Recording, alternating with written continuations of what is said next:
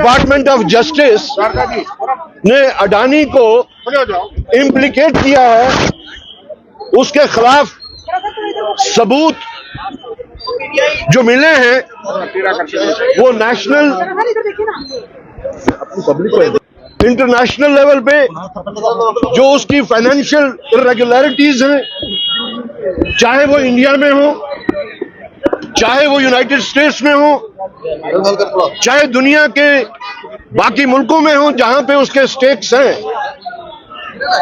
United states department of justice ने इस चीज की खोज करके एक रिपोर्ट जो पेश की, जिसके तहत अडानी को अगर वो अमेरिका में होते, अगर वो दुनिया के किसी भी मुल्क में होते, तो उस कानून के तहत उसको गिरफ्तार किया गया होता।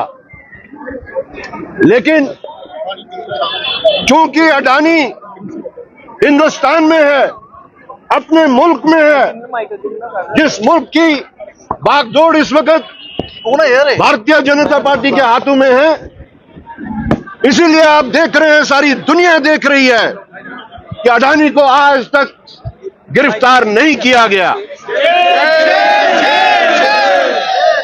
अडानी के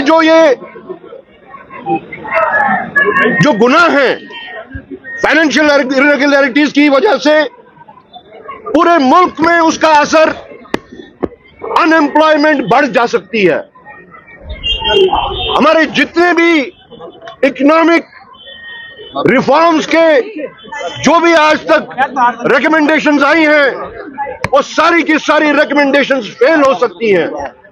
और उसके साथ साथ हमारे मुल्क में छोटे कारोबारी, जो छोटे इन्वेस्टर्स हैं, उनकी तमाम इन्वेस्टमेंट जो है वो फेल हो सकती है, वो खत्म हो सकती है।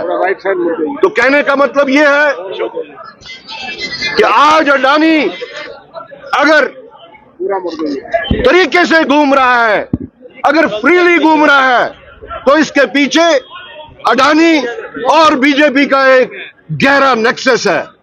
आज कांग्रेस पार्टी अडानी के खिलाफ एक डिमांड जो हम लोग उठा रहे हैं कि अडानी को गिरफ्तार किया जाए, देश के कानून के मुताबिक गिरफ्तार किया जाए, उसके तहत हम ये प्रोटेस्ट कर रहे हैं।